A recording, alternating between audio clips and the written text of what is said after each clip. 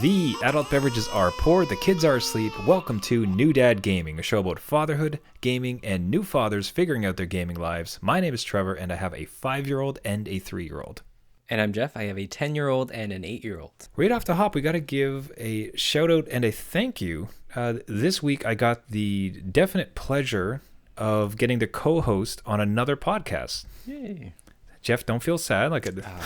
This is home base. This is where I live. It was just a vacation. Yeah, I had an absolute pleasure with Ryan and Blue over at the Story Mode podcast, which was funny is in preparation for it, I was listening to the show a bunch, and it's one of those scenarios where you accidentally start listening to it in full because it's very interesting. Yep. That's no longer, I'm just listening because I have to so I can be prepared. It's like, this is really good. Yeah. So it's an absolute pleasure, and I highly recommend everybody here go check them out. So Story Mode podcast, you can find them there on Twitter as well as any of your major podcasting networks. When this show releases, my episode with them should be released if you want to check that one out. And as I said, a big thank you to them. It was an absolute honor and just a ton of fun. Let me say this, Jeff. You have to up your game a lot. I think so. You're leaving me. Yeah. What's going on? Just saying. Single father gaming podcast. We all have people that we know leave us in our lives. No, not my wife, my podcast partner. Pivoting. Yeah. No, nothing like that. So again, massive thank you. It's an absolute honor. And everybody definitely check it out. Story Mode podcast. But we move on to games and games that were played. From a previous episode, fans might remember that Jeff rushed out to purchase Mario's 3D collection because, as we all know, Nintendo artificially imposed a Disney Vault-like scenario as far as we're never going to sell this again. Yep. That's a lie. You will sell this again. Oh, for sure. But Jeff's son's birthday was coming up. The deadline was fast approaching, so Jeff ran out, got it beforehand, had it prepared. The birthday comes, Jeff presents Mario 3D collection. And they load it up. Everything's going well. They see 3 games there, and boo! The hype dives off a cliff. The hype just dies. Not interested at all. That is a gaming dad nightmare. What did you pay for this game, Jeff? Again, we're up north in Canada, so that was a good $80, $90 with tax. So 90 Canabucks, my goodness. Yep, there you go. That was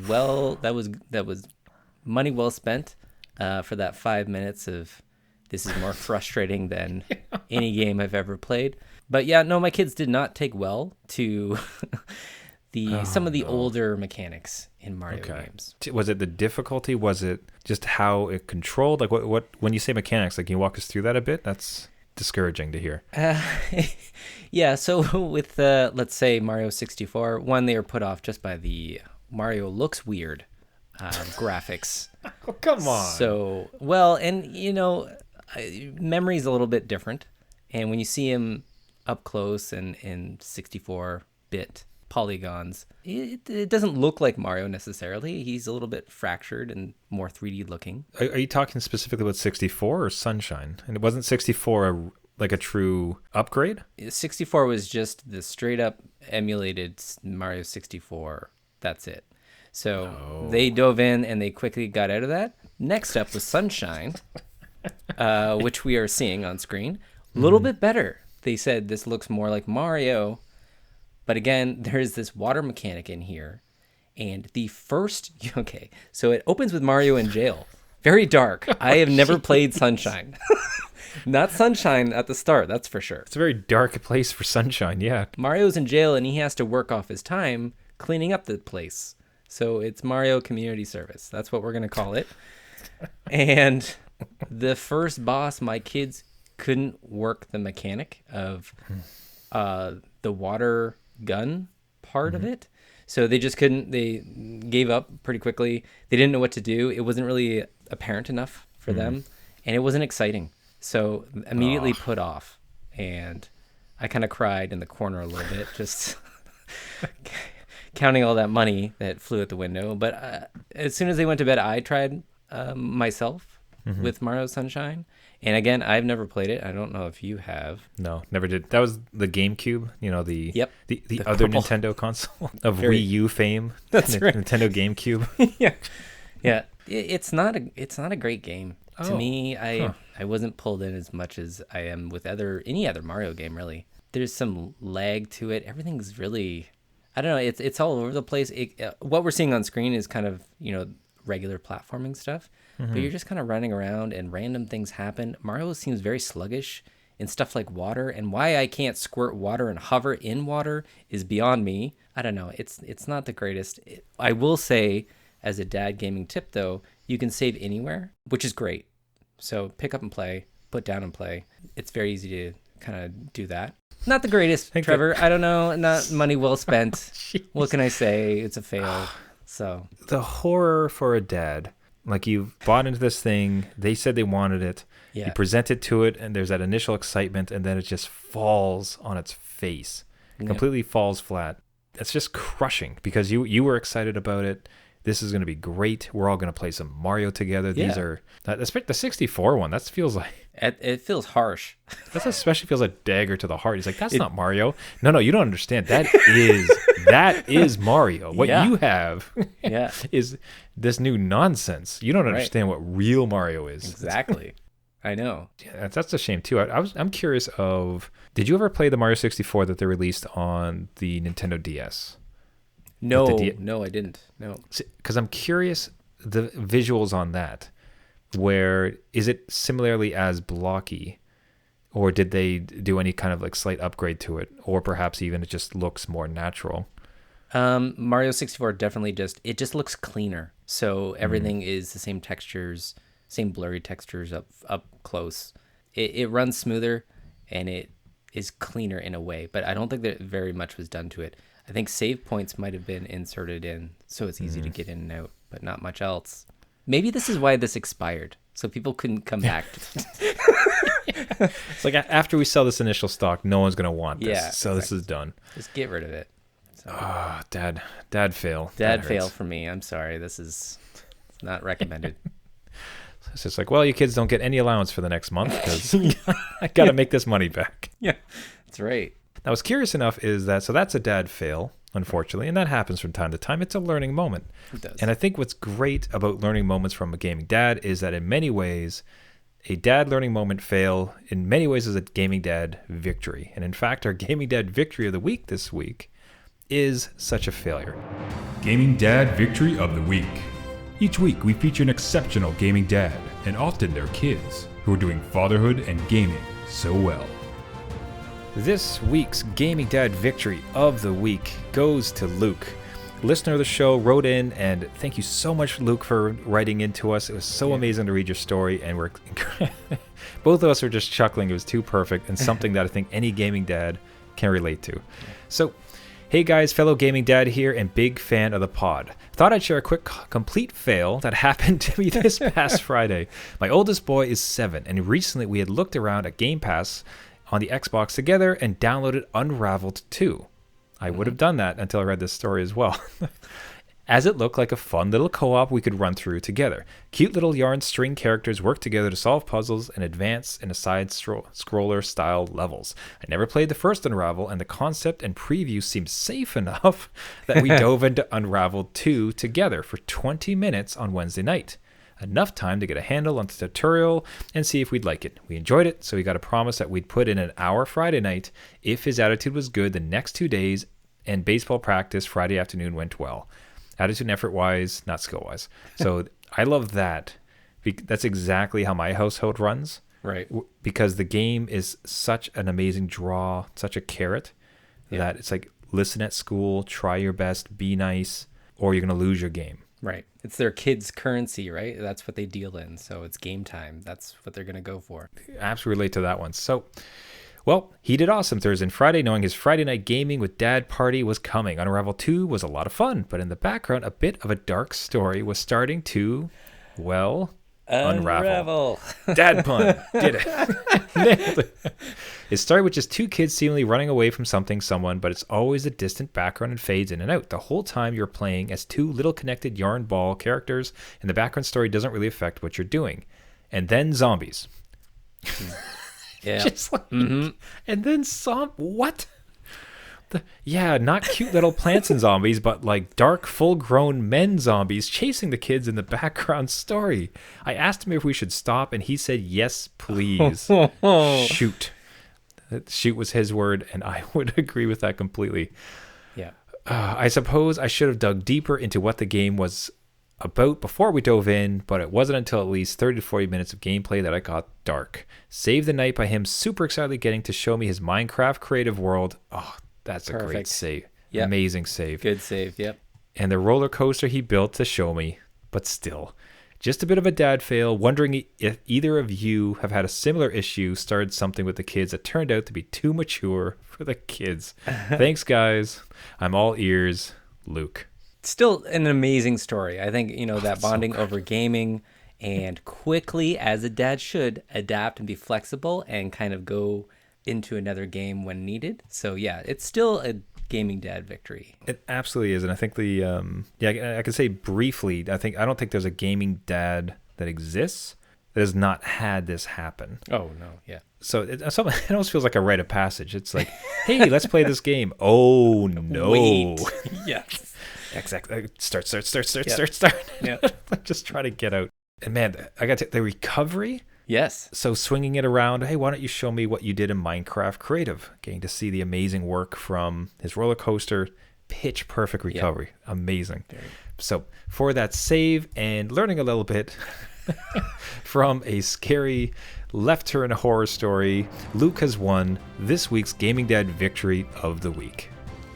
If you would like to be nominated or know somebody else deserving, please get a hold of us at our website, newdadgaming.com. That is just absolutely amazing, and I would never expect it. Like Jeff, if I'm not mistaken, you actually had an experience with this game, no? Yep. Yes, Unravel 2. I have played Unravel, the first one, and it was pretty good. As far as I remember, it was not dark. Hold on, wait a minute. So you're telling me that not only was it a left turn, but the first one was fine, and this horror stuff is only in the second? That I remember the first one, because it was quite a few years ago, and my dad memory is not up to snuff, but I remember it being fine. Like, I remember playing with my oldest for quite a fair bit of it, and it was okay. Unravel 2, okay. Unravel 2 has a pretty dark, not even dark, just very serious story that happens in the background. And I was playing again with my oldest son, and my youngest son was watching, and part of it, after the kind of tutorial area, you go into from what I remember, this house or this like adoptive family, and it's happening in the background, and the kids are trying to get away from like these adoptive parents that are abusive. So they're abusing them, and you have to run away from them and guide them out, and they like go out the window, and then you get in this like rooftop rainy area, and you escape the parents. And that's where I said, you know what? I'm going to take the L on this cost because we are not finishing this. This is a little much, and it's a little too intense, and it's probably a good actual real story to tell and get involved with. But we were just looking at the yarny, fun characters that are on the screen, and that kind of drew us in again. So the story is really dark, and I've read further in the plot, and there's like burning houses and all sorts of things it doesn't get any lighter. So fair warning to any dads out there looking at Unravel 2. What we say, the cover of the book. What was that old saying? Don't judge a book by its cover. Well, same goes with games. If it's cutesy and light and airy on the front, not necessarily. Or even by the trailer. So recently my kid was watching, like, he went down gaming rabbit hole. Like, we've done pretty good in locking the devices with YouTube. Okay. Yep. So it steers it pretty clear, but like you get deep enough and some stuff starts to get through the crack. And all of a sudden I'm watching him, we're checking in on him often, and what I see on his screen is Little Nightmares. Mm-hmm. That game is horrifying. It is. Yep. It's so gruesome in its art style, and especially for a kid, because you're this tiny little person and it's just these like sick, twisted adults, like grotesque adults, like chasing you and trying to do awful things. It's like that could not be a worse game. Yeah. And there'd be almost some part of you, it's not as you would expect it from that game. It was sold as like a horror one, fine. Right, yeah. From a list of thumbnails, if a kid was to get into it and start watching some of it, oh, little Yellow Riding Hood. This looks kind of cute. Yeah. Like why it not? probably is for the first like 10 minutes. Yeah. It can get absolutely intense. And any listeners to the show know that my son has been through some nightmares in the YouTube realm and gone down that rabbit hole. So yeah, it's one of those parenting things that it happens to all of us, and to kind of get out of it and be adaptive and flexible and kind of guide your kids away from certain things that may pose a little problem in the end. So yeah, you could just, admit that it's scary. Yeah. It's like, that's not right. That is scary. Do you want to talk about it? Why don't we focus on something nice? Let's do Minecraft. There you go. It's just not Mario Sunshine. Let's just No, let's not go back to that. That's not going to help anybody. Wow, man, there's another one too where there was unfortunately for me, it mostly seems to come into YouTube, and I think this is before we really locked down the content. There was a streamer. Now, you might have the same type of experience, and other dads might.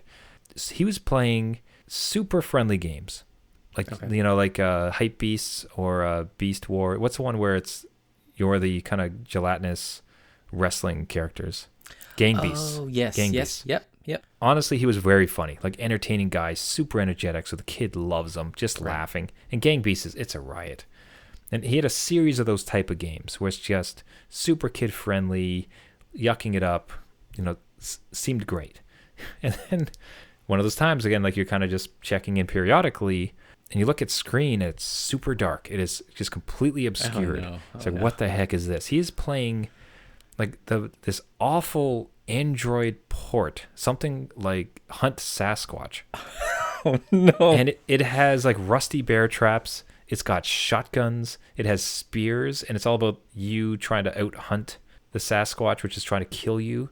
So like there's blood on the screen. It's just like, what happened? This guy was good. Yeah. This was like, I thought he was like Joe, like kid streamer. Like all of a sudden he just went into this awful dark game. I don't know if you found the same thing with streamers your kid maybe likes, where it's like 80% of this guy's content is dad approved. Is totally fine, and then it's just that one playlist that goes into the next one. We had one with Five Nights at Freddy's, so that is a pretty popular one that a lot of YouTubers, like in the beginning, it's a few years old anyway, a bunch of sequels to it, but a lot of those channels would have Minecraft and stuff that my kids are interested in, and then all of a sudden it just takes this quick turn into Five Nights at Freddy's, and that's a nightmare escape room, right? So it's just trying to catch that as quickly as you can is kind of difficult, but when you do have that conversation and kind of go over those things, but yeah, it can be a deep rabbit hole and take a hard turn into horror pretty quickly. So yeah, so something for dads to be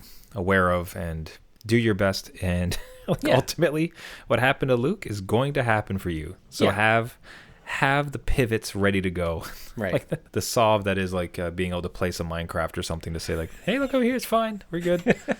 Gonna turn that off for the night. Yeah, that's right. Yeah. Oh man, sorry, super unrelated. I remember this is a fun, weird story, and I wonder sometimes how my life would have turned out differently. Oh no. If this was okay. So I had way back in the day. I'll try to be quick. Way back in the day, I had a paper route. I had like 100 papers on my route. Like it was nuts. Yeah. It was exhausting. But if every month you do it, you get some more points, and eventually they'll reward you. Okay, change in 10 points and get something. And I'm like, let's call it 8 years old. Okay. And I changed my points. It's like, hey, there's all these CDs. Look at all these cool CDs. Yeah, I think I'll get it. Yeah. Hey, this one's cool. Look at this. It's a bunch of animated characters. It's a cartoon character thing. Like this could be interesting. I think this might be fun. The CD shows up, and my parents like take a look at it. Who's Snoop Dogg? Oh no. It's like, so at 8 years old, you're signing up for like Columbia House or something. You're just that was one of the rewards for their paper boys. Oh my god. Okay. So it's like Snoop Dogg Doghouse, like what the one that I think had Gin and Juice, like one of his penultimate albums. Wow. So I could if it was a sitcom, the way I would remember in my brain is that they disappear. It's like we better give this. They looked at the cover. Yeah. Now I'm naive, but a lot of it's very provocative. It's done as a cartoon. Yes. So I didn't see it, but my parents is like, they're looking at it. They're like, we better listen to this. So they go off to the other room. They come back and they're just stone, like white faced. Yeah. It's like, we're gonna buy you another CD. Oh my god! Did you hear like any sound to the Nothing. wall? Like just bass, just. Not a single thing. I didn't hear anything, and I never saw that CD again. Oh my god, that is hilarious. So what would have happened to 8-year-old innocent Trevor if he had like fallen in love with the Snoop Dogg album at that age? I think you would have been listening to it on your paper route the next time you're out. Just singing it out loud, not understanding what the words mean. Yeah, right. Like, let's be honest, I probably would be cooler if I had that album as a kid. Thanks, Mom and Dad. Thanks. Yeah. Now, speaking of trading in things, jobs, and saving up for certain other things. Oh, yeah. I recently have had a fairly interesting experience with my son that kind of translated into what I think is a really big opportunity for real world learning. And I'm kind of curious if you've had similar. So we are back on our Lego Marvel 2 grind. Oh, no. Hooray. Yeah, I know how much you love Lego, so this should work. This should work well. I'm finding some peace in renewing my completionist angle. Okay. Where he wants every character now. And there's a little part of me that's like, okay, let's get every character in this game. And I'm cheating. Like, I have my phone, so I'm like searching for everything, like where to find it. Which I've mentioned in previous one, he's zoned in on. So he'll say, Dad, use your phone. Where is this guy? Look it up. Come on. Yeah. It's like, no, you earn it, son. So anyways, so I'm getting some joy in it as far as expressing old completionist habits. Okay, yep. But more importantly is that you get the character chits and then you have to purchase them with in-game studs, their currency.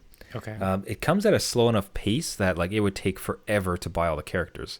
Oh, you got to finish like 2 missions and you get like 100,000, but this character costs 250,000. Oh no. So the real secret is you can purchase stud multipliers. So that makes sense. Yeah. So for 500,000, we were able to double our studs. For 1 million, we can get 4 times, and then those numbers kind of scale. So until eventually you're getting like 10-time studs. So, so what this lays out to me is lessons in math and economics. Right. Where he's like, how long until we can get that cheat? I'm like, okay, we have, and I'm removing the word millions because that's not going to do anything for me. No, it's not. Yeah. It's like we need 10 and we have 6. Like, how many do we need? Right. Now, at the moment, he's just throwing out any number until he gets it right. Yeah, it's like 2. For sure. Yeah. No, like this. Keep going. The best part is when he gets it right, and I have to. It's like, you don't know why that's right. Show your work. Yeah, exactly. Yeah, where's your long division? Come on. So first it's working on his addition as far as, okay, so we need to get 5, but we only have 2. Yeah. How many more do we need? And trying to walk it through. And the harder one, which I think he's probably a bit young for this, but I'm trying to lay it in. It's the idea of investment, right? It's investment in saving. Yeah. I know that you really want to buy this character for 200,000, but if you save all of them and you wait, you could get the multiplier, and then all of a sudden you're going to be able to buy all of them much faster. Right. And he's getting it. You can see the 2 parts of his brain fighting. It's like, okay, I want to get them all, but I also just want to get this now.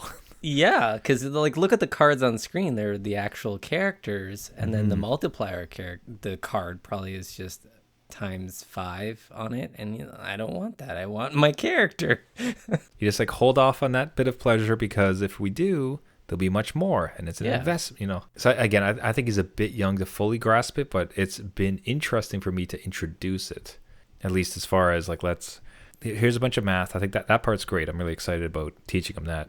Yeah. Actually, it's spelling too, frankly, where good. At least with like retry and like cancel, because he'll ask, which button do I press?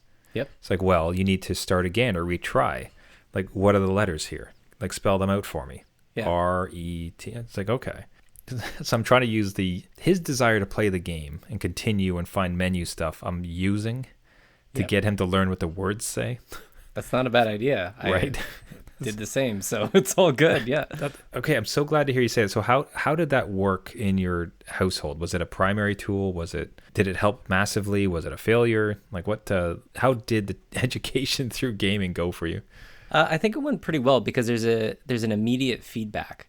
So even just general menus of, continue or go back to main menu. When my son couldn't really read or know how to spell those words, you quickly found out which button did what, right? And then through memory and just even the positive reinforcement of he got what he wanted when he selected the right one, he'd remember, I think, quicker for next time and what those letters kind of meant.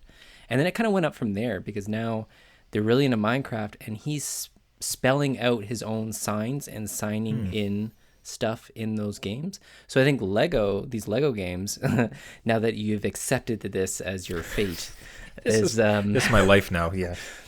Is a really good tool to teach those, not only reading, spelling, math, and then you're kind of doing that strategy and planning ahead, right? In a very basic sense, but getting all that together, and again with those rewards that keep happening, I think is a great tool, along with regular school and teaching. We're not ruling that out. It's not going to be taught by Lego characters, but I think it works. Like I think it's absolutely a great tool to kind of put into that gaming dad toolbox. So I'd like to start leaning on it as far as like he certainly, I don't want to say he struggles in school. He's a very active kid, I'm trying to think of the right word. He just loves to use his hands and be active and move. Yep. So when it comes time to, which honestly is like most young boys that I've ever seen. So when it comes time to sit there and like study and work, struggles, as they all do. Like school's awful for young boys, I think. So I like it as a mechanism, like as a desire. It's like, how we keep playing games and there's these guys say words or you want to get through the menu so you can choose things. Well, if you learn how to read, like you can do it completely yourself. Yeah. So it's kind of putting that end game out for him that states that like, I know this sucks. Like I was exactly in your seat before. Yep. I didn't like it, but there at the end of it, like here's all the benefits to what you get. Yeah. And it'll come too. Like, it's just like it's kind of like that light switch that it just flicks on almost one day and they start to get it. I'm sure that you'll come down one day and all these characters will be just bought, ready to go, and be like, look, Dad, I did everything. I, know my millions times millions and the multipliers and all sorts of things. So, also, Father, did you see the latest position of Tesla? I think it's going to really rocket this week. Like, oh my God, my boy's got more money than I do. You should invest now. I'm sitting up here riding high. So, Dad, I was looking at your portfolio. I'm not so sure you're really optimized for the current market. Shut up, son. Oh no, they're ahead of us now. Yeah, they've taken over, as they will eventually for sure, which is the best part, which I can't wait. Which, that's the goal. That's the end game here. Have them make the money so we can play the games. That's right. Yeah. But until such time, we got to keep cranking out those podcasts, and for that, we will wrap it up for the week. Everybody, thank you so much for listening. This has been New Dad Gaming. If you'd like to get a hold of us, much like Luke did, and again, Luke, thank you so much for the story this week. That was a riot. That was so great to read through. If you have a story like Luke that you'd want to have read on the air and possibly as Gaming Dad Victory of the Week, reach out to us. You can find us at our website, newdadgaming.com. You can find us on Twitter and Facebook at New Dad Gaming. If you like the podcast, you can subscribe on iTunes, Google Play, Spotify, Stitcher, any of the major platforms. Subscribing really helps us out as we're trying to grow and reach out to as many gaming dads as possible. Thank you so much. Also, again, a quick other shout out. Give a listen to Story Mode podcast. Wonderful work that they're doing there. And as I said, it was an honor to be on there, and they have a new subscriber in me. So certainly check it out. Thank you to them once again. Thank you, everybody. Until next week, my name is Trevor, and I have a 3-year-old and a 5-year-old. And I'm Jeff. I have a 10-year-old and an 8-year-old. And just because you became a dad doesn't mean it's game over.